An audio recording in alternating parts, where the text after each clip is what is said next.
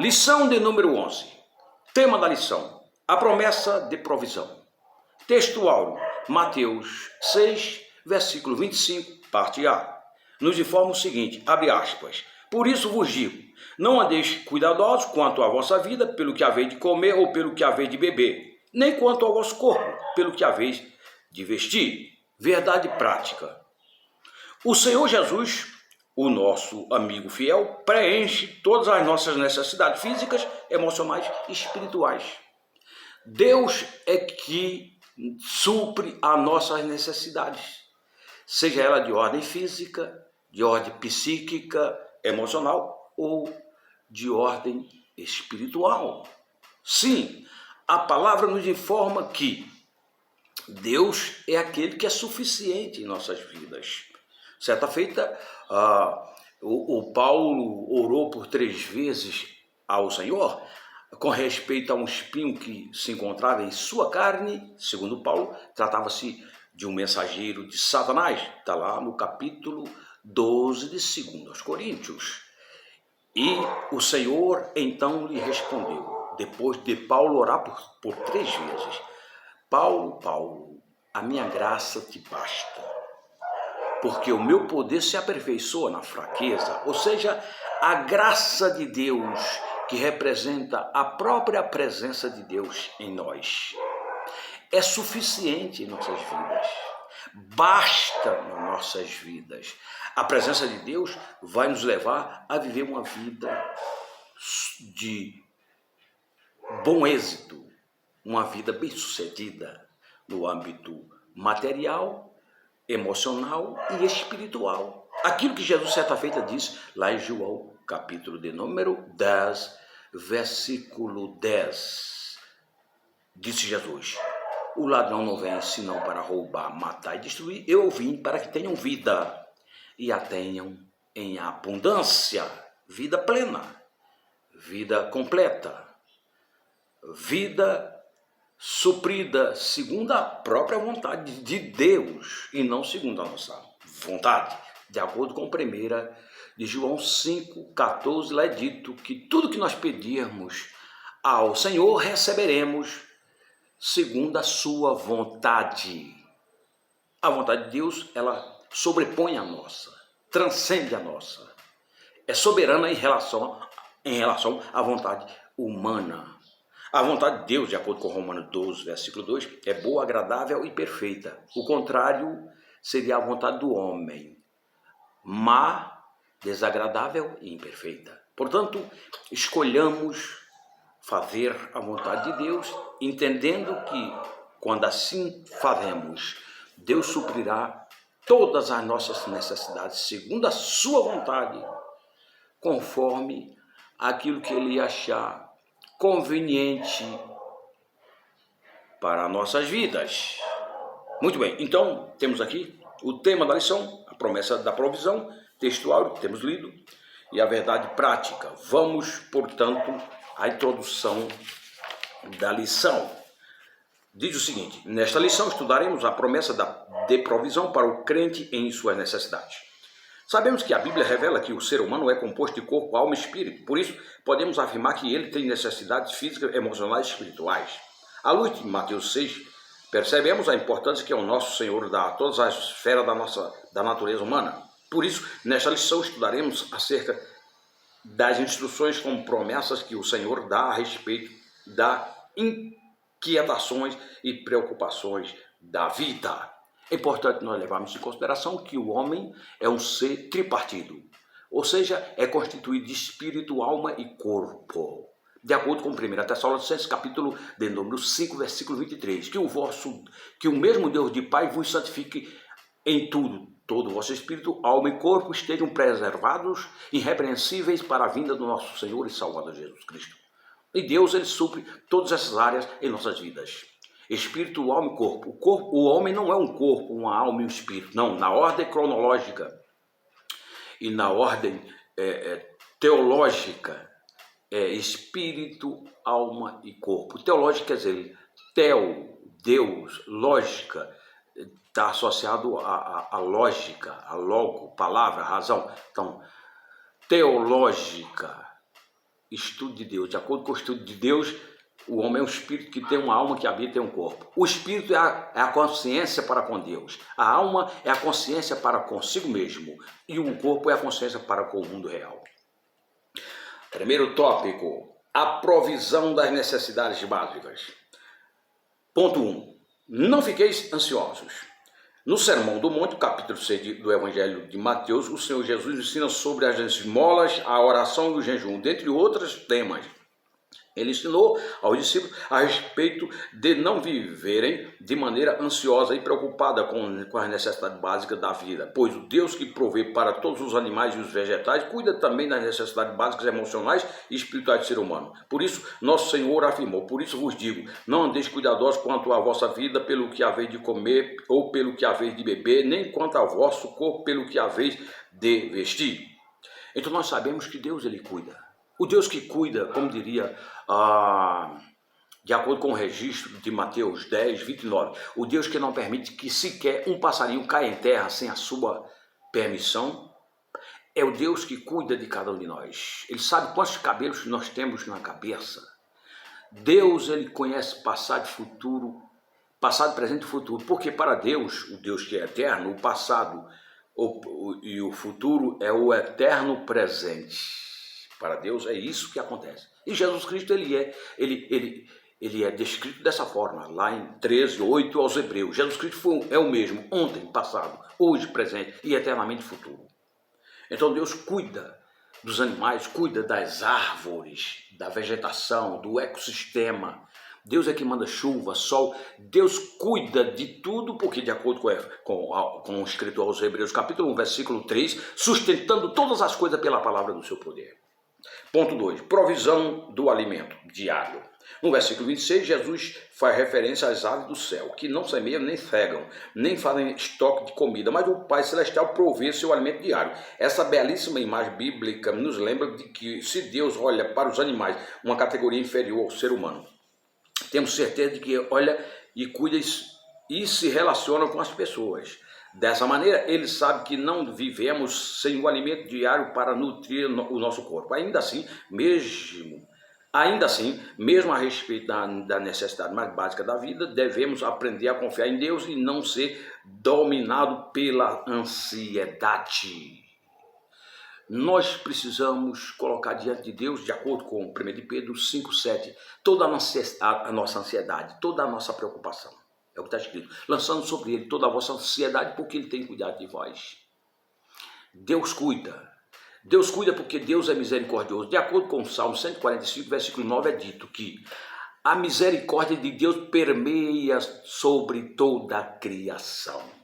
Deus, ele é bom. Deus cuida de todos e está sob o controle de tudo. E em especial daqueles que pertencem a ele, isto é, daqueles que têm um relacionamento estreito de fé, esperança e amor para com ele. Ponto 3. Provisão da vestimenta. Da mesma forma, nos versículos 28 e 30, o Senhor Jesus faz uma referência aos lírios dos campos, que não compram nem produzem suas roupas, mas o Pai Celestial os veste de maneira bela. Em relação ao ser humano, Deus interage de uma maneira muito pessoal com ele, de modo que também lhe provê as vestimentas. A respeito dessa necessidade básica humana, devemos aprender a confiar em Deus e não nos deixar dominar pela ansiedade. Tanto o alimento diário quanto a vestimenta do corpo, Deus sabe de que necessitamos deles e por isso devemos fazer nossa parte. Mas jamais permitir que a inquietação e a ansiedade dominem os nossos corações no processo de busca o que comer e o que vestir. Então, nós precisamos continuar confiando em Deus. Temos que fazer a nossa parte? Temos. Obviamente, nós não podemos deixar de fazer a nossa parte. O provérbio já nos advertia, o provérbio de Salomão, vai ter com as formigas, ó preguiçoso, e ser sábio. Elas não são um povo forte, no entanto, no verão preparam os seus alimentos. Então, nós precisamos fazer a nossa parte. A Bíblia diz que o cavalo se prepara para a batalha, mas a vitória vem do Senhor. Ou seja, a vitória vem do Senhor, mas não significa dizer que o cavalo não tem que se preparar. O cavalo representa as nossas atividades, nossas ações, as nossas decisões, os nossos empreendimentos. Nós temos que fazer alguma coisa. A palavra ainda diz, se Deus não guardar a cidade, em vão vigia a sentinela. Quer dizer, Deus guarda a cidade, mas não significa dizer que não tem que haver sentinelas, vigilantes, segurança, policiais para guardar a cidade também. Então nós fazemos a nossa parte e Deus responde fazendo a dele, confirmando a dele. Muito bem, tópico de número 2, a provisão das necessidades emocionais.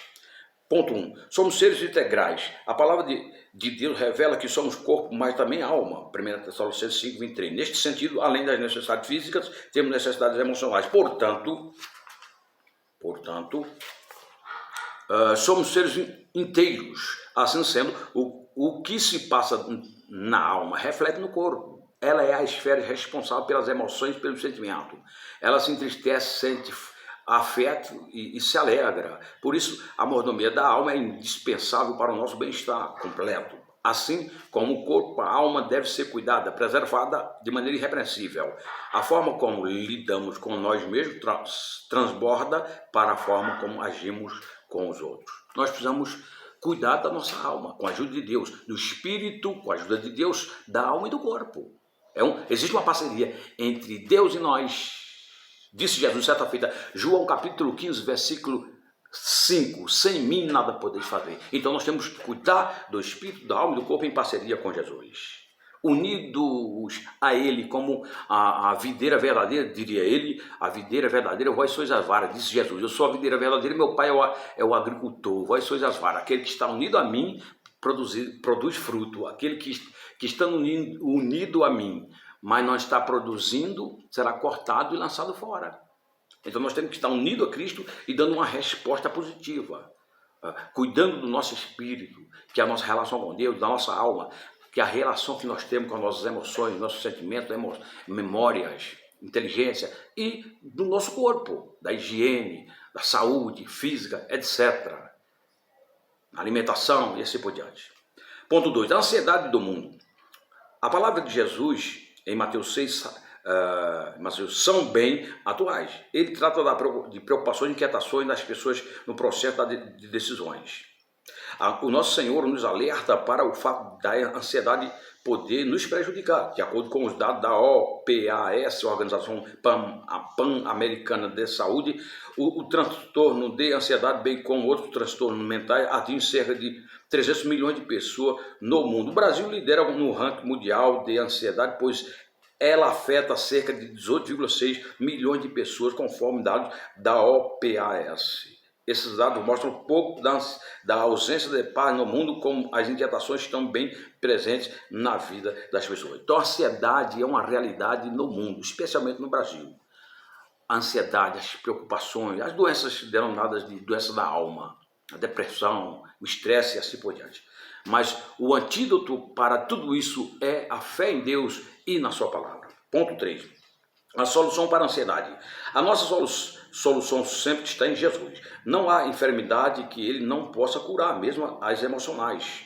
Ao longo do Novo Testamento, o apóstolo Paulo nos ensina a cuidar do que pensamos, a guardar o nosso coração, o sentimento, toda inquietação, a lançar a nossa ansiedade em Deus e descansar nele. Assim, pela palavra de Deus, sabemos que as enfermidades emocionais podem trazer prejuízo grandes para a nossa vida. Por isso, a Bíblia nos alerta a respeito do cuidado que devemos ter com nossa alma. O nosso Deus nos assegura vitória também sobre a ansiedade.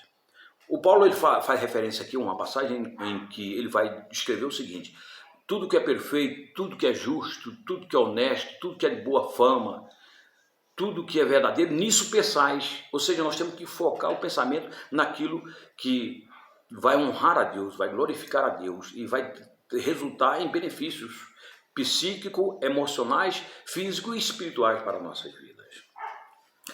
Agora vamos ao terceiro e último tópico, onde diz o seguinte: a provisão das necessidades espirituais. Ponto 1. Necessidade de salvação. Além de ser corpo e alma, o ser humano também é espírito. Por isso temos necessidades espirituais. A maior delas é a salvação. Essa necessidade foi causada pelo pecado devido à queda dos nossos primeiros pais, de acordo com Romanos 5:12, onde é dito que o pecado entrou no mundo por um homem, se espalhou por todos os homens, porque todos pecaram. Essa necessidade não é apenas uma necessidade individual, mas de toda a humanidade que carece da salvação. A Bíblia fala lá em 3:23, Romanos, e todos pecaram e destituídos estão da glória de Deus. E no capítulo 6:23 é dito que o salário do pecado é a morte, mas Jesus morreu no nosso lugar. Está escrito que Deus amou o mundo de tal maneira, porque Deus amou ao mundo de tal maneira que deu seu Filho unigênito, para que todo que nele crê não pereça, mas tenha vida eterna. Ponto 2. Necessidade da presença e direção divina.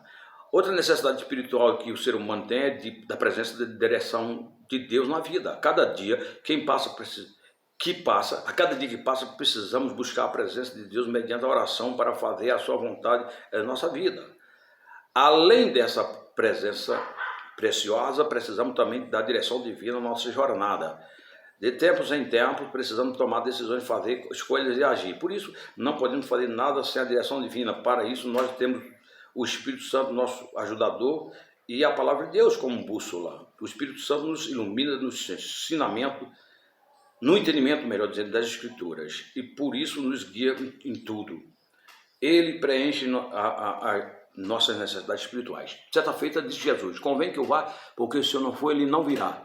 O Espírito da verdade que o mundo não pode ver nem crer. Vós recebereis, ele estará convosco em vós. O Espírito da verdade que veio para nos guiar em toda a verdade, o Espírito Consolador, pela fé, o Espírito Santo, Paraclito, que quer dizer advogado, é aquele que toma nossas causas e resolve nossas causas através da nossa fé em Deus e na sua palavra, por meio da oração, da meditação, da vigilância, da submissão. O Espírito Santo vai se encarregando de cumprir com o propósito para o qual ele foi enviado da parte do Pai em favor da sua igreja, da igreja de Jesus. Ponto 3. Necessidade do Espírito Santo. A direção do Espírito é indispensável, mas fundamental ainda é a presença do próprio Espírito em nós. Já dizia o salmista: não retire de mim o teu Espírito, Salmo 51:11. Para cumprir sua missão na terra, o Senhor Jesus foi ungido pelo Espírito Santo, de acordo com Atos 10:38. Da mesma forma ocorre conosco, pois só o Espírito Santo pode convencer o homem do pecado, da justiça e do juízo, João 16:8-11. Só o Espírito Santo pode nos capacitar para evangelizar de maneira eficaz, Atos 1:8, e recebereis o poder do Espírito Santo que há de vir sobre mim. Vós me semeis testemunha, tanto em Jerusalém como em toda a Judéia, Samaria, até os confins da terra, e até as nossas intercessões não serão bem-sucedidas sem a ação poderosa do Espírito Santo. Sem essa obra, a igreja não pode avançar. O Espírito Santo provê nossa necessidade espiritual. É importante nós darmos vazão à direção do Espírito Santo. Temos que ser sensíveis à voz do Espírito Santo, conforme está escrito lá no livro do Apocalipse por várias vezes, né? Ali no capítulo 2 e 3, onde é dito: quem tem ouvido, ouça o que o Espírito diz às igrejas. Nós precisamos continuar ouvindo a voz do Espírito Santo, sendo governado e dirigido de acordo com Gálatas 5:25, viver Espírito, andar Espírito, para que verdadeiramente ele possa nos proporcionar uma vida bem-sucedida sob todos os aspectos. Assim como Jesus foi gerado no ventre de Maria pelo Espírito Santo, ele também, durante todo o seu ministério, foi guiado pelo Espírito Santo, realizou milagres através do Espírito Santo, expulsou demônios através do dedo do Espírito Santo. A Bíblia fala que Jesus morreu, mas ele morreu em submissão a Deus. Cheio do Espírito Santo, ele se submeteu ao Pai, fazendo a sua vontade, ressuscitou no poder do Espírito Santo, e depois de ressuscitado, ainda deu um mandamento pelo Espírito Santo. O mesmo nós temos que fazer, ser guiado de forma permanente, incessante pelo Espírito Santo, porque é aquele que gera em nós o fruto que está em Gálatas 5:22, amor, alegria, paz, bondade, longanimidade, benignidade, bondade, fidelidade, mansidão e domínio próprio. Contra essas coisas não há lei. Conclusão: o nosso Deus, por meio do seu Filho Jesus Cristo, provê todas as nossas necessidades, quer de natureza física, quer emocional e espiritual, pois Deus nos trata como pessoas inteiras. Dessa maneira, somos convidados a colocar em cada área do nosso ser, em plena dependência de Deus. De fato, não deixaremos de enfrentar desafio e de tomar decisões arriscadas. Contudo, podemos descansar em Deus e, mediante a presença e direção do Espírito, experimentar um período de plenitude em sua presença. Eu lembro aqui capítulo 5 aos Romanos, onde é dito que nós devemos nos gloriar na tribulação, sabendo que a tribulação produz perseverança, e a perseverança, esperança, e a esperança não nos confunde, porque o amor de Deus é derramado em nossos corações pelo Espírito que nos foi dado, o Espírito Santo. Deus nos abençoe. Se você não é inscrito, se inscreve no canal e compartilha esta mensagem para com os seus amigos, enfim, com os teus contatos. Que Deus possa continuar nos abençoando em nome de Jesus. Amém.